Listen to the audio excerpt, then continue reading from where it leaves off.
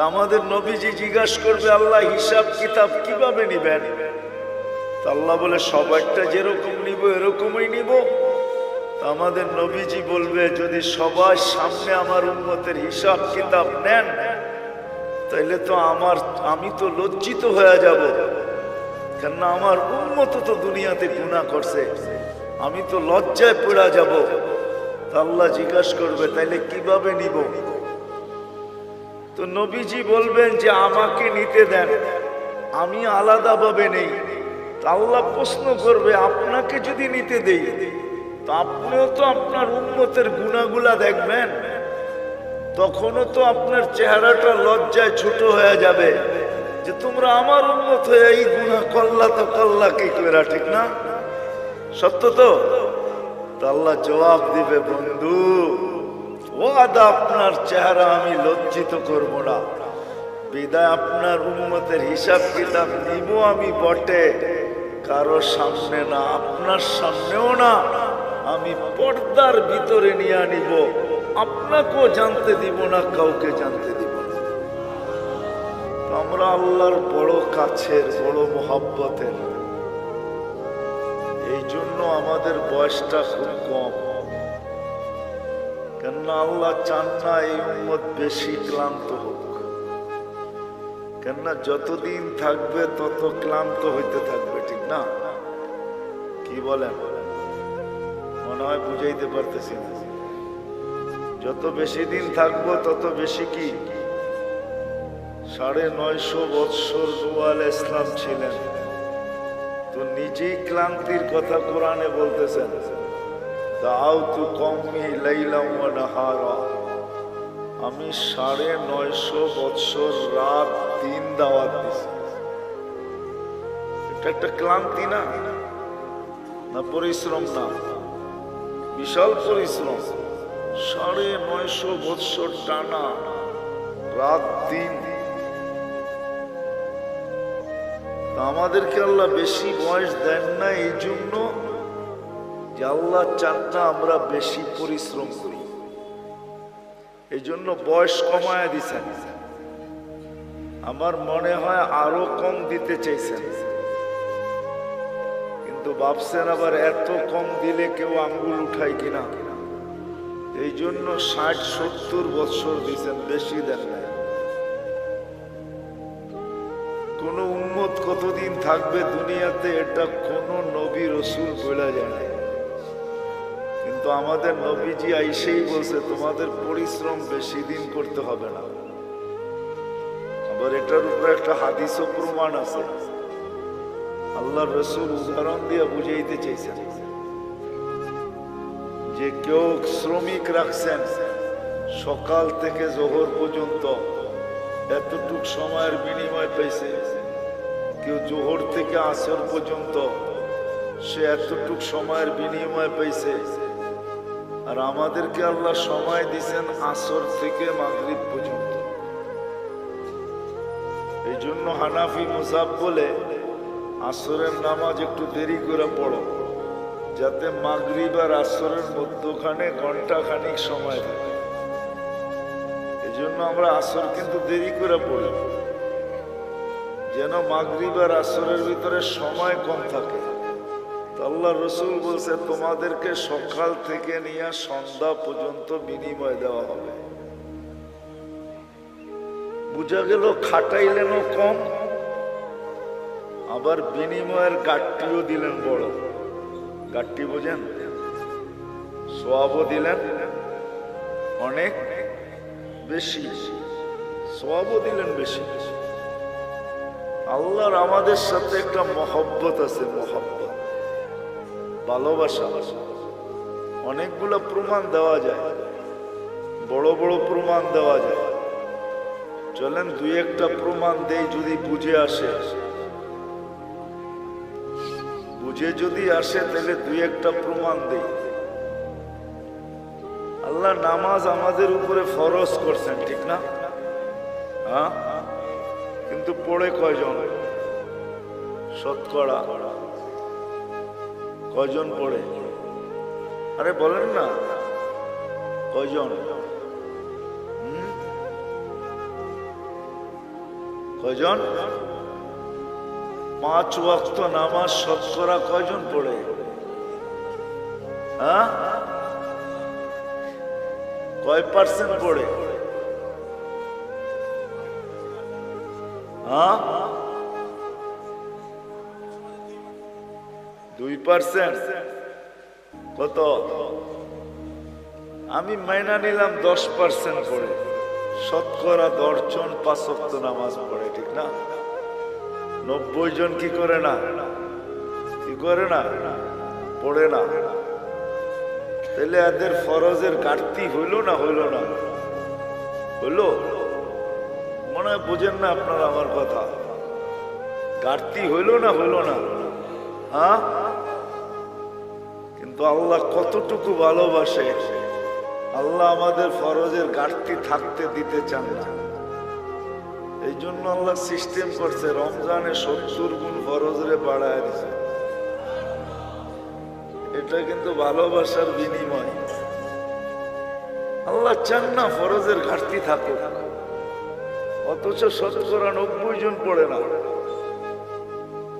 আল্লাহ বলে তোমাদের ফরজের ঘাটতি আমি থাকতে দিতে চাই না, কেননা তোমাদেরকে ভালোবাসি। তোমাদের ফরজের ঘাটতি থাকলে, ভালোবাসার ঘাটতি থাকা দুইটা একসাথে কখনো একসাথে মিলিত হইতে পারে না। এটা শোভা পায় না যে তোমাদের ফরজের ঘাটতি থাকুক। তো আল্লাহ বলে সারা বৎসর ঘাটতি হোক, তাতে কিছু আসে যায় না। রমজানে 70 গুণ বাড়ায়া দিলাম ফরজ। এক রমজান পড়লে সারা বৎসরের ঘাটতি পুরা হওয়ার পরেও বিরাট বড় একটা ঘাটতি তোমাদের কাছে থেকে যাবে। মনে হয় বুঝাইতে পারি না। আল্লাহ ভালোবাসেন, এই জন্য আল্লাহ আমাদেরকে ভালোবাসেন। কয়জন শতকরা কোরআন শরীফ পড়তে পারে? শতকরা কয়জন পারে জানেন? এই মজমায় যত লোক আছে মাদ্রাসার ছাত্র ছাড়া, কয়জন আমরা কোরআন পড়তে পারি? বেশিরভাগই পারি না, ঠিক না? হ্যাঁ, বুঝা গেল শতকরা 90 জনই কোরআন পড়তে পারে না। চলেন 90 জন না হোক, শতকরা 60 জন তো কোরআন পড়তে পারে না, এটা সত্য, ঠিক না? হ্যাঁ, যে কোরআন পড়তে পারে না সে কি কোরআন খতমের সওয়াব পাইতে পারে? হ্যাঁ, যে কোরআন পড়তে পারে না সে তো কোরআন খতমের সওয়াব পাওয়াটা সম্ভব না, কেন কোরআনই তো পড়তে পারে না, খতমের সওয়াব কোত্থেকে পাবে? কিন্তু আল্লাহ আমাদেরকে ভালোবাসেন, এই জন্য আল্লাহ বলে কোরআন তোমাদেরকে দিলাম, পড়তে পারো আর না পারো, খতমের সওয়াবের থেকে তুমি বঞ্চিত হও, এটা আমি আল্লাহ চাই না। আর এটা ভালোবাসা, এটা বুঝায়ও না যে তুমি খতমের সওয়াবের থেকে বঞ্চিত হবে। বিদায় আল্লাহ সূরা ইখলাস দিছেন যে একবার পড়বা 10 পারা, 2 বার পড়বা 20 পারা, 3 বার পড়বা, খতমের সওয়াব মিললো না? মিললো না? হ্যাঁ, মিলছে? সত্য তো? হ্যাঁ, পাক্কা? হ্যাঁ, এটা আল্লাহ ভালোবাসেন, এই জন্য আল্লাহ সূরা ইখলাস দিছেন। ইখলাস দিছেন, সূরা ইখলাস দিছেন।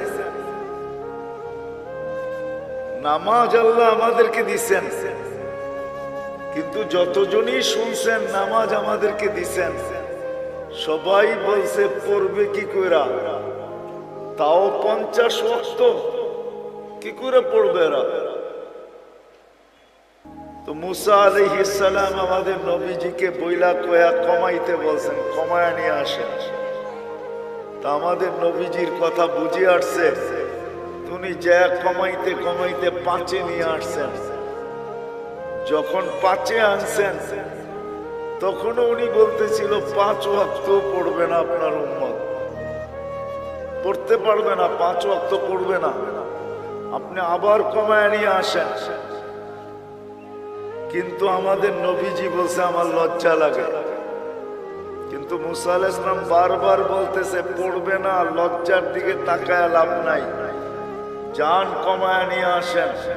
আপনার উম্মত 5 ওয়াক্ত পড়তে পারবে না, আমি তো 2 ওয়াক্ত পড়াইতে পারি না, আপনার উম্মত 5 ওয়াক্ত পড়বে কি করে, কমায় নিয়ে আসেন।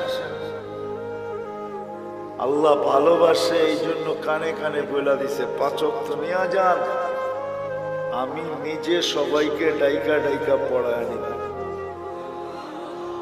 এই জন্যই কিন্তু আল্লাহ ডাইকা ডাইকা পড়ায় আমাদেরকে, যদিও আমরা পড়ি না। যা হোক, যেটা বুঝাইতেছিলাম, কথা কিন্তু লম্বা হবে না, শর্টই হবে, অল্প কথা হবে, অল্প। আমাদের জীবনটা অতি ছোট, অতি। তুলনা দেখাইলাম আমি, 950 বৎসরের সামনে 60-70 বৎসর, এটা অতি ছোট, অতি। কিন্তু একটা জবাব দিলাম যে আমাদেরকে এত ছোট বয়স কেন দিলেন, এটাই প্রমাণ দিলাম যে ছোট বয়স এই জন্য দিলেন, অল্প বয়স এই জন্য দিলেন যে আল্লাহ আমাদেরকে অনেক ভালোবাসে। মানুষ কোনোদিন ভালোবাসার পাত্রকে ক্লান্ত করতে চায় না, যে ভালোবাসার পাত্র ক্লান্ত হোক, ভালোবাসার পাত্র ক্লান্ত হোক, এটা মানুষ কখনো চায় না।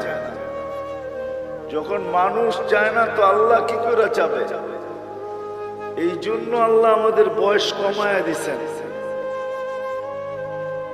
আমাদের বয়স, ভালোবাসার লিস্টিটা যদি দেখি না যে আল্লাহ আমাদেরকে কতটুকু ভালোবাসে, কিতাবে পাই নাই, কিন্তু আমার মন বলে, মানুষের একটা মনও তো আছে না, আমার মন বলে আল্লাহ আমাদেরকে আরো কম দিতে চেয়েছিলেন মনে হয়, যে আমরা খালি দুনিয়াতে পা রাখবো আর উঠা চলে যায় সিধা জান্নাতে ঢোকে। 60-70 বৎসরও আমাদেরকে বেশি দিয়ে দিয়েছেন। এই জন্যই কিন্তু আমাদের নবীজি আমাদেরকে বুঝাইতে চেষ্টা করছেন, বারবার বলছেন তোমাদের বয়স কম কম কম কম কম। আমার উম্মতি বাইনা 60 ও 70, 60-70 বৎসর আমাদের বয়স। কোন নবী কিন্তু উম্মতকে এইভাবে বলেন নাই, আমাদের নবীজি যেরকম আমাদেরকে বলছেন। কেননা আমাদের আল্লাহও যেরকম আমাদেরকে ভালোবাসেন, আমাদের নবীজিও আমাদেরকে এরকমই ভালোবাসেন। আমাদের আল্লাহও আমাদেরকে ভালোবাসেন, এরকম ভালোবাসেন যে কোনো উম্মতকে ভালোবাসেন।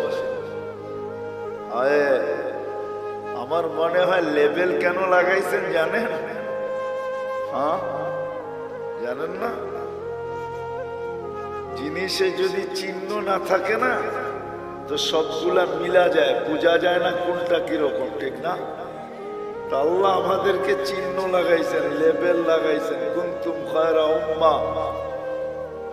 উম্মত 1.25 লক্ষ হইতে পারে, কিন্তু তোমাদেরকে মিলাইলেও মিলবে না, কেননা তোমাদেরটাই লেবেল লাগানো আর একটাও লেবেল লাগানো না। তোমরা কারোর সাথে মিলবে না। এই জন্যই তো সাহাবায়ে কেরাম জিজ্ঞাসা করছে, ইয়া রাসূলুল্লাহ, কিয়ামতের দিন আমাদেরকে কেমনে চিনবেন এত মানুষের ভিতর থেকে? আল্লাহর রাসূল বলছে, চিনবো না কেন, তোমাদের গায়ে তো লেবেল লাগানো থাকবে। ওইখানে আবার লেবেল আরেকটা হবে, ওইখানে লেবেল আরেকটা হবে, ওইখানে আবার লেবেল আরেকটা লাগায় উঠাবে। গোর মুআজ্জাল মিন আথারি সুজুদ। আল্লাহর রাসূল উপমা দিয়া বুঝাইছে যে এক ধরনের ঘোড়ার ভিতর থেকে যদি একটা ঘোড়া সাদা হয়, বা এতটুক জায়গা যদি তার সাদা হয়, তো তোমরা চিনবে? বলছে ইয়া রাসূলুল্লাহ, এটা তো সহজ, সবটি একরকম, আর এটাই শুধু আলাদা, তো এটা চিনবো না কেন? তো বলছে তোমরাও কিয়ামতের দিন লেবেল লাগায়া উঠানো হবে। তো আমাদের নবীজিও আমাদেরকে খুব ভালোবাসেন, যেমন আল্লাহ ভালোবাসেন এমন নবীজিও আমাদেরকে ভালোবাসেন। আমার মনে হয় না কোনো উম্মত, কোনো নবী রসুল তার উম্মতকে এতটুকু ভালোবাসেন। আমাদের নবীজি আমাদেরকে, আমরা যদিও ভালোবাসি না, আমরা শুধু বলি বাসি, আমরা বলি মুখ দিয়া যে নবীকে ভালোবাসি, কিন্তু ফতুয়া দিলে আবার উল্টা হয়ে যাবে। জানি না এলাকার মানুষ সইতে পারবেন কিনা, বলে ফেলবো? হ্যাঁ জিও, বুঝেন? কিন্তু আব্দুল কাদের জিলানী রহমতুল্লাহ আলাইহি লেখছেন ফাতহুর রব্বানির ভিতরে, ওনার একটা কিতাব আছে ফাতহুর রব্বানি, ওটার ভিতরে উনি লেখছেন লিসানুকা মুমিন কলবুকা মুনাফিকুন। তোর জবানটা তো মুসলমান, তোর দিলটা তো মুনাফিক। আমরা মুখে তো বলি মোহাব্বত করি নবীকে, কিন্তু আসলে দিলে মোহাব্বত করি না। এই জন্য আমাদের মুখটা মুসলমান হইতে পারে, কিন্তু দিলটা আমাদের মুনাফিক। আমরা মুখ দিয়ে বলি মোহাব্বত করি, কিন্তু দিল দিয়া না। কি দিয়া না? দিল দিয়া। প্রমাণ দিব? এইখানে একজনও নাই মাদ্রাসার তালেবে ইলম ছাড়া যে আমি এই বয়সে যতবার চুল কাটছি, একবার ছায়া আমি সেলুনে বলছি আজকে আমার চুলটা আমার রাসূল সাল্লাল্লাহু আলাইহি ওয়াসাল্লাম যেমন পছন্দ করতেন ওরকম ভাবে কাইটা দেন। এই শব্দগুলা বইলা চুল কাটছি জীবনে একবার। যার বয়স যতটুকু, কি কাটছেন?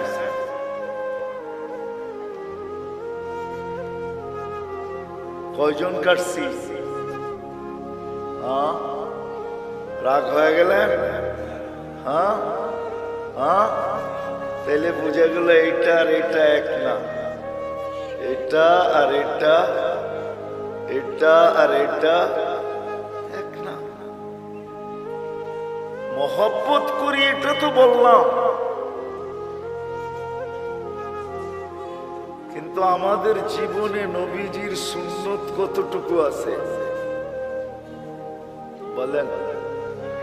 কবির কথাই তো সত্য, তাসির রাসূল ওয়া তুযহিরু হুব্বাহু। কবির কথা আর আব্দুল কাদের জিলানী রহমতুল্লাহ আলাইহির কথা মিলা গেছে। তাসির রাসূল ওয়া তুযহিরু হুব্বাহু, রাসূলের মহব্বত করো এটা তো বলো, কিন্তু সর্বক্ষেত্রে নবীর বিরোধিতা করো, সুন্নতকে মানো না। তো কবি বলে তুমি যে কেমন মহব্বতকারী এটা আমার বুঝিয়ে আসলো, যেটা আবার কেমন মহব্বতকারী বলো তো? মহব্বত করি তো আমাদের আল্লাহও আমাদেরকে মহব্বত করেন। এই জন্য বয়স আমাদেরকে বেশি দেন নাই, কেননা মহব্বতের পাত্র বেশি ক্লান্ত হোক এটা কেউ চায় না। যার ঘরে মেয়ে নাই, শুধু ছেলে আর ছেলে, তো এক সময় স্বামী স্ত্রী দুইজন মিলা বলে মেয়ে নাই কি হয়েছে, ছেলে তো আছে, ছেলে দিয়া মেয়ে নিয়ে আসবো আর মেয়ের মতো পালবো। জিও, বুঝে আসতেছে? তখন শাশুড়ি আর বউদেরকে কাজ করতে দেয় না, কেন? মহব্বত করে। আল্লাহ আমাদেরকে মহব্বত করেন, এই জন্য বয়স দিছেন কম। আমরা বেশি খাটি, এটা আল্লাহ চায় না। আমি প্রমাণ দিছি, আরো কয়েক ডজন না কয়েক শত ডজন দেওয়া যাবে। আমাদের নবীজিও আমাদেরকে মহব্বত করেন, যদি মহব্বত না করতেন তাহলে আল্লাহ বলতেন না হারিসুম বিল মুমিনিন রাউফুর রহিম। এই শব্দগুলো আল্লাহ কোনোদিন বলতেন না। আমাদের নবীজিও আমাদেরকে মহব্বত করেন, যদিও আমরা নবীকে মহব্বত করি না। আমি তো একটা প্রমাণ দেখাইলাম, একজন ছাড়া আর কেউ হা বলতে পারলো না। আমরা নবীকে মহব্বত করি না, নবীজি আমাদেরকে মহব্বত করেন। নবীজি আমাদেরকে মহব্বত করেন। মনে হয় নিজের আপন জনকেও এতটুকু মহব্বত করেন নাই যতটুকু উম্মতকে মহব্বত করতেন, করতেছেন, করবেন। নবীজি আমাদেরকে মহব্বত করতেন, এখনো করতেছে আর করবে। মহব্বত উম্মতকে। চলেন একটা মোটা উদাহরণ দেই, যদি বুঝে আসে। তাও হাদিস থেকে বানায় না। আমাদের দেশে কয়েকদিন আগে ইউনিয়ন পরিষদের ইলেকশন গেছে, ঠিক না? আপনাদের এখানে গেছে? ইলেকশন তো হয়, ঠিক না? না হয় নাই? সারা বাংলাদেশে গেছে, আপনাদের এখানে হয় নাই? মানে মেয়র ইলেকশন হয়েছে, ঠিক না? ইউনিয়ন পরিষদ হয় নাই। বাংলাদেশে ইউনিয়ন পরিষদের চেয়ার পাওয়ার জন্য মানুষ মরতে রাজি, মারতে রাজি। সারা বাংলাদেশে ইউনিয়ন পরিষদের ইলেকশনে বহুত লোক এবার মারা গেছে, এমনকি প্রার্থী পর্যন্ত মারা গেছে, শুধু ইউনিয়ন পরিষদের একটা চেয়ার পাওয়ার জন্য। আর আমাদের নবীজিকে যতদিন থেকে আল্লাহ নবুয়তের ঘোষণা দিয়েছেন, অতদিন থেকেই বলতে বলতে আসতেছেন, বন্ধু আপনার জন্য একটা চেয়ারও রাখছি। ওই চেয়ারটার নাম হইল মাকামে মাহমুদ। কি? ওই চেয়ারটার উপরে আর একটা চেয়ার আছে, আর কোনো চেয়ার নেই। ওটা হলো আল্লাহর কুরসি। আর কুরসির নিচে শুধু একটাই চেয়ার আছে, ওটার নাম মাকামে মাহমুদ। আল্লাহর রাসূল সাল্লাল্লাহু আলাইহি ইসলামের চেয়ারের নিচে আর কোনো চেয়ার নেই। আল্লাহ দুইটা চেয়ারই বানাইছেন, একটার নাম কুরসি, একটার নাম মাকামে মাহমুদ। কিয়ামতের দিন নিয়ে যাওয়া হবে, চেয়ারও লাগানো হবে। আল্লাহর রাসূলও চেয়ারের কাছে যাবেন, আল্লাহও বলবেন ডাইন পাশে রাখা হবে আল্লাহ, আর বলবে বন্ধু বসেন, কিন্তু আল্লাহর রাসূল চেয়ারে বসবেন না। প্রতি উত্তরে বলবেন আমি যদি বসি তাহলে আমি যে ভালোবাসি আমার পিপাসিত উম্মতকে যে আমি ভালোবাসি, আমার এই পিপাসিত ভালোবাসার পিপাসিত উম্মতকে কে পানি পান করাবে? বিদায় আমি বসবো না। আমি তো হাউজে কাউসারে যাব, নিজের হাতে উম্মতকে পানি পান করাবো, আর উম্মতকে বলে দিব লা তাজমান বাদাহা আবাদা, আর কোনদিন তুমি পিপাসিত হবে না। শুধু পানি পান করাবে, এখানেই শেষ না। আরেকটা দেখাইতেছি ভালোবাসা। নাইলে চেয়ারে না বসা মানুষ চেয়ার পাওয়ার জন্য মরতে রাজি, মারতে রাজি। আর নবীজির জন্য চেয়ার রাখা আছে আল্লাহর পাশে। হায় হায় হায়, বলবে আমি মিজানের কাছে যাব, আর যা নিজের চোখে দেখবো উম্মতের পাল্লা সামনে ঝুঁকে না পিছে ঝুঁকে। শুধু দেখবো না, আপনি যে আমাকে প্রতিশ্রুতি দিছেন ওইগুলা ওই পাল্লার কাছে দাঁড়াইয়া আমি প্রতিশ্রুতিগুলা বাস্তবায়ন করব। আপনি আমাকে প্রতিশ্রুতি দিছেন, আমি চাইলেই নাকি দিবই। তো পাল্লা যখন সামনে ঝুঁকবে না, তো আমি চাবো, উম্মতের জন্য চাওয়ার হাত আপনার সামনে উঠায়া দিব। আপনি প্রতিশ্রুতি দিছেন সুপারিশ করলে কবুল করবেন। আপনি প্রতিশ্রুতি দিয়েছেন সাউফা ইউতিকা রাব্বুকা ফাতারদা, আমাকে রাজি করে ছাড়বেন, উম্মতের পাল্লা সামনে না ঝুঁকলে আমি রাজি হব না না না না না। আপনি প্রতিশ্রুতি দিয়েছেন লা ইউখজিকা ফি উম্মতি, উম্মতের ব্যাপারে আমাকে লজ্জিত করবেন না। কিন্তু যদি পাল্লার সামনে না ঝোঁকে তো ফেরেশতা তো ঘোষণা দিয়া দিবে অমুকের উম্মত নাম এটা, বাবার নাম এটা, চিরদিনের জন্য অসফলতার চেহারা দেখা ফেলছে, তো আমার মুখটা থাকবে তো থাকবে কোথায়? ওই সময় আপনার কাছে আমি বলবো পাল্লা যদি না ঢোকে তাইলে তো আমার চেহারা মলিন হয়ে যাবে। আপনি তো ওয়াদা করছেন আমার চেহারাকে মলিন হইতে দিবেন না। তো আমি পুলসিরাতের মিজানের ওইখানে ছুটবো, আমি চেয়ারে বসবো না, ওইখানেই শেষ না, বলবে আবার পুলসিরাতে দৌড়াইতে থাকবো। ওইখানে যে দেখবো পার হইতে পারলো কি পারলো না। তো আমি যদি পার হইতে না পারে তো আমি দুরুদের কাঠি মাথায় দিয়া পার করায় দিব। চেয়ার আমার মাইনা নিলাম, কিন্তু আমি বসবো না না না না। এটা হলো ভালোবাসার ফল। ওই দিন, যেই দিন সমস্ত নবী রাসূল নফসি নফসি বলতে থাকবে, কোন নবী নিজের মাকেও চাবে যাবে। কিতাবে পাওয়া যায় মুসা আলাইহিস সালাম তো বলেই ফেলবে লা আসআলুকা উম্মি ওয়ালা আসআলুকা উখতি, আজকে মাকেও চাই না, বোনকেও চাই না, আসআলুকা নফসি, আপনি আমাকে বাঁচায় দেন। কেমন ভালোবাসাটা আমাদেরকে বাঁচতে। বিদায় আবার শুরুতে চলে যেতেছি। আমাদের জীবনটা অতি কি মনে আছে? অতি ছোট। আর ছোট এই জন্য যে আমরা আল্লাহর ভালোবাসার পাত্র।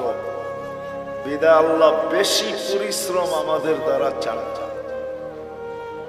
শুধু আল্লাহর ভালোবাসার পাত্র না, আমরা নবীজিরও ভালোবাসার পাত্র। আমাদের নবীজি উম্মতকে বড় ভালোবাসতেন, সত্য এটাই। কিন্তু এটাও বলছি আমি, আফসোসের বিষয়, উম্মত শুধু মুখে ভালোবাসে, মনে ভালোবাসে। শুধু মুখে কি করে নবীকে মুখে ভালোবাসে, মনে ভালোবাসি না। মনে আমরা ভালোবাসি না। মনে যদি ভালোবাসতাম তাহলে আমি প্রমাণ দিলাম, তাহলে সবাই হাত তুলা বলতো, নবীর আদর্শের থেকে দূরে কেউ সরত না।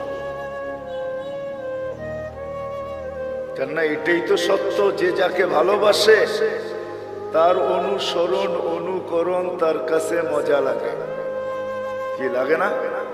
না লাগে না? তা আমরা যদি ভালোবাসি তা আমরা তো অনুসরণ অনুকরণ নাই, আছে নাকি?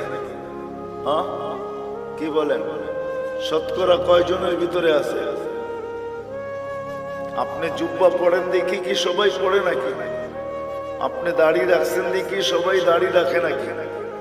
অথচ দাড়ি তো নবীজি নিয়ে আসছে আমাদেরকে জান্নাতের টিকিট দেওয়ার জন্য। এই উম্মতকে দাড়ি দিছে জান্নাতে যাওয়ার জন্য। অন্য উম্মতকে কেন দিছে এটা আমি জানি না। এই উম্মত দাড়ি দেখায়া জান্নাতে যাবে। কোথায়? কি দেখায়া? দাড়ি দেখায়া চলে যাবে। দাড়ি দেখায় এই উম্মত দাড়ি দেখায় জান্নাতে চলে যাবে। তাফসীরের কিতাবে এটা পাওয়া যায়। মুসা আলাইহিস সালামের ব্যঙ্গ করত একটা লোক, এটার নাম সামেরি ছিল। সামেরি মুসা আলাইহিস সালামকে ব্যঙ্গ করত। ব্যঙ্গ বোঝেন তো? ব্যঙ্গ করত নকল করা দ্বারা। পাগড়ি ওরকম, চুল ওরকম লম্বা, দাড়ি ওরকম, জুব্বা ওরকম, লাঠি এরকম, চলার ঢং এরকম, কথা এরকম, সারাদিন পিছে লেগে থাকতো আর মুসা আলাইহিস সালামকে খেপাইতে থাকতো। কিন্তু ঈমান আনে না। সে ফেরাউনের দলের লোক ছিল। যখন ফেরাউনকে আল্লাহ ডুবায় মারে, তো সামেরীকে আল্লাহ ডুবান নাই। তো যখন উঠা আসছে, মুসা আলাইহিস সালাম বলতেছে, আল্লাহ, ফেরাউন আমার বিরুদ্ধে ছিল বটে, কিন্তু এইটার মতো না। এটারে কেন বাঁচাইল? এটারে কেন এটারে বাঁচাই দিলেন? ও তো সারাদিন পিছে লেগে থাকে আর আমাকে ব্যঙ্গ করতে থাকে আর আমাকে খেপাইতে থাকে। ওরে ডুবাইলেন না কেন? আল্লাহ বলে, ডুবাইতে চাইছিলাম, কিন্তু লজ্জা পায়া গেছি। আপনার মতো চুল দেখা, দাড়ি দেখা, জুব্বা দেখা, পাগড়ি দেখা, লাঠি দেখা, অঙ্গি ভঙ্গি দেখা লজ্জা পায়া গেছি, এই জন্য ডুবাই নেয়। তো মুসা আলাইহিস সালামের অনুকরণ করে যদি ডুবার থেকে সামেরই বাঁচতে পারে, তা আমরা দাড়ি দিয়া জান্নাতে কেন যেতে পারবো না? কি বলেন? আরে বুঝে আসছে? আল্লাহ দাড়ি দিছিলেন জান্নাতে যাওয়ার জন্য, আর পাইকা গেলে তো কোনো কথাই নেই। এটা তো সিল লেগে যাবে যদি পাইকা গেল। কিতাবে আছে মুহাদ্দিসে জামানার সবচেয়ে বড় মুহাদ্দিস মারা গেছেন। সঙ্গীরা সাথীরা স্বপ্নে দেখছেন, জিজ্ঞাসা করছে, কি করা হলো তোমার সাথে, কি ব্যবহার হলো? তো বলতেছে, দাড়ি দেখায় জান্নাতে চলে গেছে। দাড়ি দেখায় মানি? আল্লাহ জিজ্ঞাসা করছিল, ওই বুইরা কি নিয়ে আসছস? আমার হাদিস মনে উঠছে, আমিও বইলা ফেলছি, দাড়ি নিয়ে আসছি, আর কিচ্ছু নিয়ে আসি না। আল্লাহ জিজ্ঞাসা করছে, রাগ হয়ে শুধু দাড়ি? আমিও ডাইটা বলছি, কেন আপনি বলেন নাই জিবরিল আলাইহিস সালামকে? জিবরিল আলাইহিস সালাম বলেন নাই আমাদের নবীজিকে? আমাদের নবীজি কি বলে নাই সাহাবাকে? সাহাবা কি বলে নাই তার ছাত্রকে? সে কি বলে নাই তার ছাত্রকে? সেই তো আমার ওস্তাদ, সে তো আমাকে বলছে আপনি নাকি সাদা দাড়ি দেখলে লজ্জা পান। এইখানে তো আয়সা দেখি উল্টাটা, সাদা দাড়ি বলতে দেরি, আপনার চোখ বড় বড় করতে দেরি করেন নাই। তা আল্লাহ হাইসা দিয়া বলে, সবাই সত্য বলছে, আমিও সত্য বলছি, মাফ করে দিলাম, যা। এই উম্মতকে তো আল্লাহ দাড়ি দিছেন জান্নাতে যাওয়ার জন্য, কিন্তু এই উম্মত সারা দিন দাড়ি কাটে, ঠিক না? কি রাখে কয়জন আর কাটে কয়জন? ঠিক না? সত্য তো? আমি কিন্তু আবার পিছনে চলে যেতেছি। আমাদের জীবনটা অতি ছোট, কারণ এটাই যে আল্লাহ আমাদেরকে অনেক ভালোবাসে। যেমন আল্লাহ আমাদেরকে ভালোবাসেন, আমাদের নবীজিও আমাদেরকে এরকম ভালোবাসেন, যার কারণে আমাদের জীবনটা ছোট। কেননা ভালোবাসার পাত্র বেশি পরিশ্রম করুক, এটা কোনোদিন চায় না। যে ভালোবাসে সে চায় না ভালোবাসার পাত্র বেশি পরিশ্রম করুক, এটা চায় না। বিদায় আমাদের নবীজিও চায় না, আল্লাহও চায় না আমরা লম্বা জীবন পাই। আরেকটা কারণও আছে, কিন্তু হাদিস মনে উঠলো এই জন্য বলতেছি। আমরা যে বেশি পরিশ্রম না করি এটার একটা প্রমাণ দিতেছি বয়সের হাদিস দিয়া। এই উম্মতের বয়সের অনেক দাম। 40-এ যখন পা দেয়, তো এই উম্মতের 2-3টা রোগ আর হয় না। 15 থেকে নিয়ে 40 পর্যন্ত যদি এই উম্মত আল্লাহ আল্লাহর রসুলকে মানা অবস্থায় পা দিল 40-এ, তো 3টা কঠিন রোগ আর হবে না। শ্বেত রোগ হবে না, পাগল হবে না, কুষ্ঠ রোগ হবে না। 50-এ যখন পা দিবে তখন আর কঠিন হিসাব হবে না। 60-এ যখন পা দিবে তো ফেরেশতা তাকে ভালোবাসতে শুরু করবে। 70-এ যখন পা দিবে তো আল্লাহ এই ব্যক্তির আল্লাহর কাছে চলে যাক, এটা আল্লাহ আকাঙ্ক্ষা করবে যে এখন তুমি আমার কাছে চলে আসো। 80-তে যখন পা দিবে, ভালোবাসা দেখাইতেছি কিন্তু ভালোবাসা, 80-তে যখন পা দিবে তা আল্লাহ বলবে গুনাহ লেখো না, কেননা 70-এর উপরে পার হয়ে গেছে তো ভালোবাসা আটটু বেড়ে গেছে, ঠিক না? আরে হইল নাকি? গুনাহ লেখো না, গুনাহ লেখা হয় না। 90-তে যখন পা দেয়, 90-তে 90 বছর বয়সে পা দিয়া ফেলছে, তা আল্লাহ বলে আগে পিছের গুনাহ রাখো না। এটা কি ভালোবাসার প্রমাণ যে আল্লাহ কত ভালোবাসে। আগে পিছের গুনাহ মাফ। আল্লাহ বলে পিঠে লেখা দাও, এটা আল্লাহর কয়েদি আল্লাহর জমিনে এখনো রাখা আছে। আল্লাহ আমাদেরকে ভালোবাসেন, এই জন্য আমাদের বয়স কম। রাসূলুল্লাহ সাল্লাল্লাহু আলাইহি ওয়াসাল্লাম আমাদেরকে কি বাসেন? আমাদেরকে ভালোবাসেন। কিন্তু আফসোস এই জায়গায় যে আপনি আর আমি কতটুকু ভালোবাসি। এই জন্যই আবারও বলতেছি, আমাদের জীবনটা অতি আমরা দুদিক থেকে ভালোবাসার পাত্র। দুদিক থেকে, দুদিক বুঝেন? আল্লাহর পক্ষ থেকেও আমরা ভালোবাসার পাত্র, আমাদের নবীজির পক্ষ থেকেও আমরা ভালোবাসার পাত্র। চলেন একটা হাদিস মনে উঠলো শুনাই। যদিও কিয়ামতের দিন আমাদেরকে আল্লাহ দাঁড় করাবে না, কোথায়? কিয়ামতের মাঠে আল্লাহ আমাদেরকে দাঁড় করাবে না। আমরা কিয়ামতের মাঠে ইনশাআল্লাহ দাঁড়াবো না। বলেন ইনশাআল্লাহ আমরা কিয়ামতের মাঠে দাঁড়াবো না। আমাদেরকে জন্য আল্লাহ স্টেজ বানাবে আল্লাহর পাশে, ওই স্টেজে আমরা দাঁড়াবো। ওই স্টেজে দাঁড়াবো আমরা। আমি তো 1 ডজন অনেক দেখাইতে পারি, কিন্তু আমি জানি না ওলামারা আমার সাথ দিবে কি দিবে না।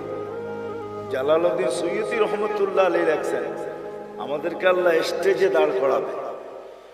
কেননা কোরআন বলে শুহাদা আলান নাস, আমরা কিয়ামতের দিন আল্লাহর পক্ষে সাক্ষী হিসাবে দাঁড়াবো। কার পক্ষে? আল্লাহর পক্ষে কিয়ামতের দিন আমরা সাক্ষী হিসাবে দাঁড়াবো। আমরা যখন সাক্ষী হিসাবে দাঁড়াবো তো আমাদেরকে আল্লাহ মাঠে দাঁড় করাবে না, আল্লাহর পাশে স্টেজে দাঁড় করাবে। কিন্তু সত্য তো এটা, হিসাব কিতাব তো হবে, ঠিক না? কি হবে না?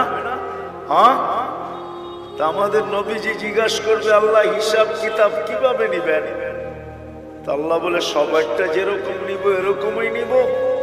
তা আমাদের নবীজি বলবে, যদি সবার সামনে আমার উম্মতের হিসাব কিতাব নেন তাইলে তো আমি তো লজ্জিত হয়ে যাব, কেননা আমার উম্মত তো দুনিয়াতে গুনাহ করছে, আমি তো লজ্জায় পড়ে যাব। তা আল্লাহ জিজ্ঞাসা করবে, তাইলে কিভাবে নিব? তো নবীজি বলবেন যে আমাকে নিতে দেন, আমি আলাদাভাবে নেই। তা আল্লাহ প্রশ্ন করবে, আপনাকে যদি নিতে দেই তো আপনিও তো আপনার উম্মতের গুনাহগুলা দেখবেন, তখনও তো আপনার চেহারাটা লজ্জায় ছোট হয়ে যাবে যে তোমরা আমার উম্মত হয়ে এই গুনাহ করলা, তো করলা কি করে, ঠিক না? সত্য তো? আল্লাহ জবাব দিবে, বন্ধু ওয়াদা আপনার চেহারা আমি লজ্জিত করব না, বিদায় আপনার উম্মতের হিসাব কিতাব নিব আমি বটে, কারো সামনে না, আপনার সামনেও না, আমি পর্দার ভিতরে নিয়ে আনিব, আপনাকেও জানতে দিব না, কাউকে জানতে দিব না। বিদায় আমি শেষ জায়গায় চলে আসছি। জীবনটা আমাদের অতি আমরা দুনো দিক দিয়ে ভালোবাসার পাত্র। আমি কি বুঝাইতে পারলাম? দুনো দিক দিয়ে আমরা ভালোবাসার পাত্র। বিদায় আমাদের এই ছোট জীবনটাকে সুরক্ষিত করতে হবে, এটাই আল্লাহর দাবি। তুমি তোমার ছোট জীবনটাকে সুরক্ষিত করো, হেফাজত করো, সুরক্ষিত করো। তোমাদের কাছে এটা দাবি, সুরক্ষিত করো তোমরা তোমাদের জীবনটাকে। কেননা সুরক্ষিত করা, হেফাজত করা আমাদের প্রত্যেক নর নারী, যুবক বৃদ্ধ সবার কাছে আল্লাহর দাবি হলো। বাচ্চার কথা ভিন্ন, পাগলের কথা ভিন্ন, বাকি সবার কাছে আল্লাহর দাবি হলো এই ছোট জীবনটাকে সুরক্ষিত করো, যেটাকে হেফাজত বলে। যে জীবনটাকে সুরক্ষিত করবে, যে জীবনটাকে সুরক্ষিত করবে, যে জীবনটাকে সুরক্ষিত করবে, যে জীবনটাকে সুরক্ষিত করবে, হেফাজত করবে যে জীবনটাকে, কসম খোদার, আল্লাহ যে আমাদেরকে ভালোবাসেন, আল্লাহ রসুল যে আমাদেরকে ভালোবাসেন, যে সুরক্ষিত করবে, সে যেন এই ভালোবাসার মূল্য দিল। মূল্য শুধু নিজের মূল্য অর্জন করলো না, সে যেন এই দুজনের ভালোবাসার মূল্য দিল যে আল্লাহ আপনি যে আমাকে ভালোবাসেন, এই জন্য আমি আমার জীবনটাকে সুরক্ষিত করলাম। রাসূলুল্লাহ সাল্লাল্লাহু আলাইহি ওয়াসাল্লাম যে আমাদেরকে ভালোবাসেন, দুজনেরই দাবি আমাদের কাছে যে এই জীবনটাকে সুরক্ষিত করো। সত্য এটাই যে সুরক্ষিত করা যাবে, আল্লাহ আল্লাহর রসুলের ভালোবাসার যেরকম মূল্য হবে, এরকম যে সুরক্ষিত করা যাবে, সেও আল্লাহ আল্লাহ রসুলের কাছে বড় মূল্যের পাত্র হবে, বড় মূল্যায়নের পাত্র হবে, বড় মূল্যায়নের পাত্র। নাইলে আল্লাহ রসুল এই কথা কোনোদিন বলতেন না। কেমন মূল্যায়নের পাত্র, হায় কেমন মূল্যায়নের পাত্র। একটা হাদিসের দিকে তাকাইলে বোঝা যায় আল্লাহ রসুল বলছেন তোমরা কেমন মূল্যায়নের পাত্র হবে একটু শোনো।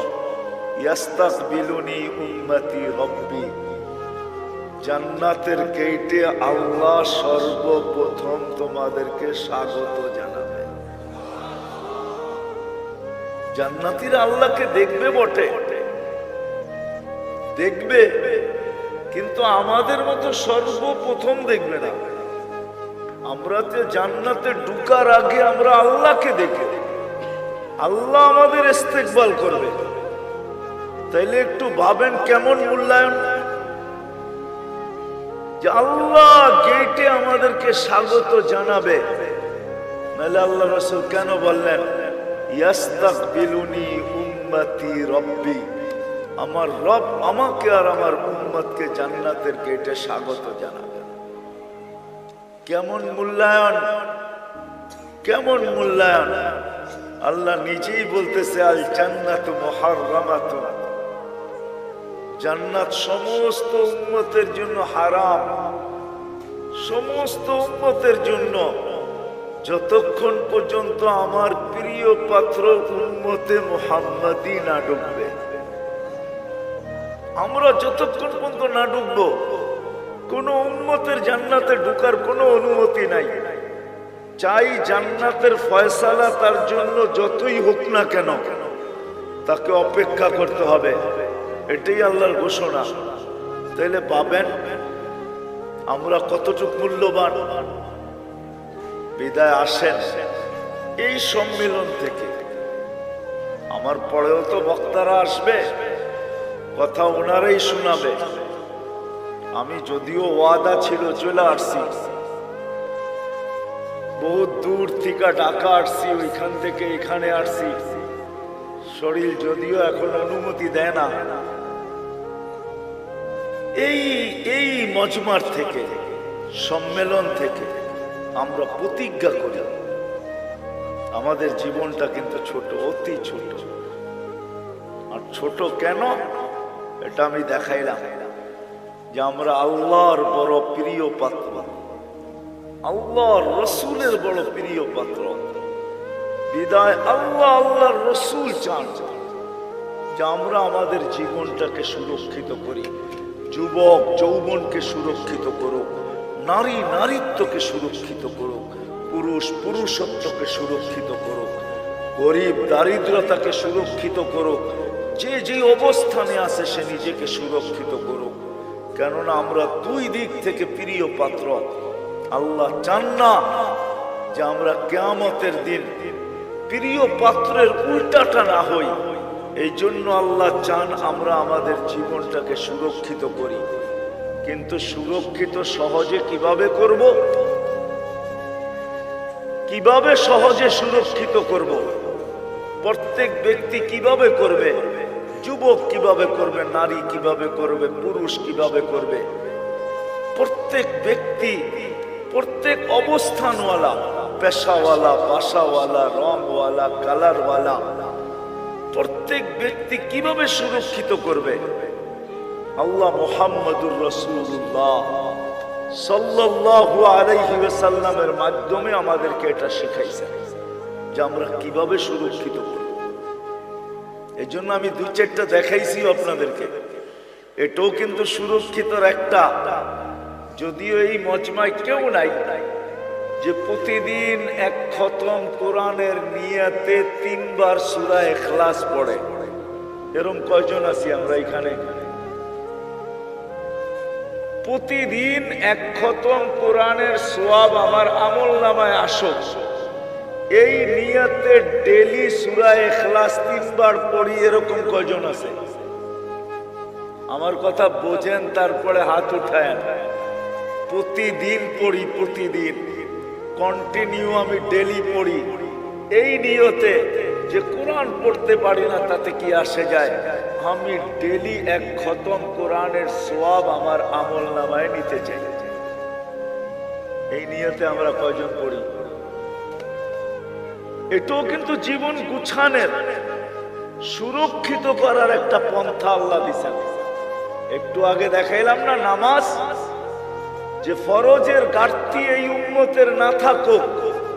কেননা ফরজের ঘাটতি যদি থাকলো তাহলে আর জীবনটা গুছানোর কোনো রাস্তা থাকবে না। এই জন্য আল্লাহ নামাজ দিছেন বটে, কিন্তু ঘাটতি কিভাবে পূরণ হয়? কেননা আপন জনের ঘাটতি যদি পুরা না হইল তাহলে কিয়ামতের দিন কেউ বইলেও তো ফেলতে পারে যে লেবেল লাগায় তো দুনিয়াতে পাঠাইলেন খায়রা উম্মাহ। এখন তো আমরা দেখি ফরজ পুরাটাই নাই, পুরাটাই খালি। এদেরকে খায়রে উম্মতের লেবেল লাগায় পাঠাইলেন, ফরজের পুরা ঘাটতি। তো আল্লাহ ওটাকে পূরণ করার জন্য রমজানকে 70 গুণ বাড়ায় দিয়েছেন। আল্লাহ চান না। এই জন্য মুহাম্মদুর রাসূলুল্লাহ সাল্লাল্লাহু আলাইহি ওয়াসাল্লামকে আল্লাহ পাঠাইছেন। আর নবী আসছেন, চলেও গেছেন, আমাদেরকে শিখায় গেছেন, আদর্শ দিয়া গেছেন। আল্লাহ নিজেও ঘোষণা দিতেছেন, লাকাদ কানা লাকুম ফি রাসূলিল্লাহি উসওয়াতুন হাসানাহ। আল্লাহ নিজেও ঘোষণা দিতেছেন ওয়া ইন তুতিউহু তাহতাদু। আল্লাহ নিজেও ঘোষণা দিতেছেন মান আতা আর রাসূল ফাকাদ আতা আল্লাহ। আল্লাহ নিজেও ঘোষণা দিয়া বুঝাইতে চাইতেছেন ইন কুনতুম তুহিব্বুনাল্লাহ, তুমি বলো আল্লাহকে ভালোবাসো। প্রমাণ কি? তো আল্লাহ প্রমাণও বুঝিয়ে দিতেছেন আমাদেরকে, ইন কুনতুম তুহিব্বুনাল্লাহ ফাত্তাবিউনি, আমার বন্ধুর অনুকরণ করো। আসেন এই মজলিস থেকে আজকে আমরা সবাই ওয়াদা করে যে আমার এই ছোট জীবনটা, যেটা অতি ছোট, দুই দিক দিয়েই আমরা মহব্বতের ভালোবাসার পাত্র, আমি এটাকে সুরক্ষিত করতে চাই। আল্লাহ আল্লাহ রসুলের, রাসূলুল্লাহ সাল্লাল্লাহু আলাইহি ওয়াসাল্লামের অনুগত্যের মাধ্যমে, আদর্শের মাধ্যমে, রাসূলুল্লাহ সাল্লাল্লাহু আলাইহি ওয়াসাল্লামের সুন্নতকে মানার মাধ্যমে, নাইলে বড় ব্যথা পাবেন। কিন্তু বড় ব্যথা, কোরআনের এক আয়াত আমাকে বুঝায় যে আল্লাহর রাসূল কত বড় ব্যথা পাবেন, যেই ব্যথার পরে আল্লাহর রাসূল চিৎকার দিয়া বলবেন, কওমি ইত্তাখাযু হাদাল কুরআনা মাহজুরা। বড় ব্যথা পায় আমাদের বিরুদ্ধে মোকদ্দমা দায়ের করে দিবে। বড় ব্যথা পায়, কিন্তু বড় ব্যথা পাবে। হাদিসও আছে, হাউজের কাউসারের কাছে যাবেন, পানি পান করার জন্য যাবে, কিন্তু দিলে এতটুকু ব্যথা পাবে, দেখা চেহারা দেখা এতটুকু ব্যথা পাবে যে চিৎকার দিয়া বলবে, সুকান সুকান লিমান গাইয়ারা বাদি। অথচ যে রাসূল উম্মতকে এত ভালোবাসতেন, আরবির সাথে সম্পর্ক নাই তো, এই জন্য জানি না যে আল্লাহ রাসূল আমাদেরকে কতটুকু ভালোবাসতেন। নাইলে আল্লাহ হারিসুম বিল মুমিনিনা রাউফুর রহিম বলতেন না। রাউফ এটা আল্লাহর সিফাত, রহিম এটা আল্লাহর সিফাত। আল্লাহ দুটোটা বন্ধুকে দিয়া দিয়েছেন, কতটুকু উম্মতকে ভালোবাসতেন। এই জন্য আসেন আজকে ওয়াদা করি যে আমরা আমাদের এই ছোট জীবনটাকে আল্লাহর রাসূলের মানার মাধ্যমে, এর আদর্শকে মানার মাধ্যমে সুরক্ষিত করব। কি রাজি? ওয়াদা পাক্কা? কিন্তু এটা শিখতে হবে। তাহলে আল্লাহর রাসূলের আদর্শ শিখতে হবে। কিন্তু আপনি যদি বলেন, এইখানেও একটা প্রশ্ন আছে, আপনি যদি বলেন যে আমি সবগুলা পুরা করতে পারবো, তো পারবো কি করে? এই জন্য ভালোবাসার বিকাশ কিন্তু এটা তো আল্লাহর রাসূল কমায়া দিছেন, আল্লাহ কমায়া দিছেন বন্ধুর মাধ্যমে। তো আল্লাহর রাসূল বলছে, লাউ উমিলা উশরা মা উনসিলা বিলানাজা, তোমরা যদি 100 ভাগের 10 ভাগও করে দেখাইতে পারো, তো আল্লাহ তোমাদেরকে 1-এ 10, 10-এ 100 নাম্বার দিয়ে তোমাদেরকে পাস করায় দিবে।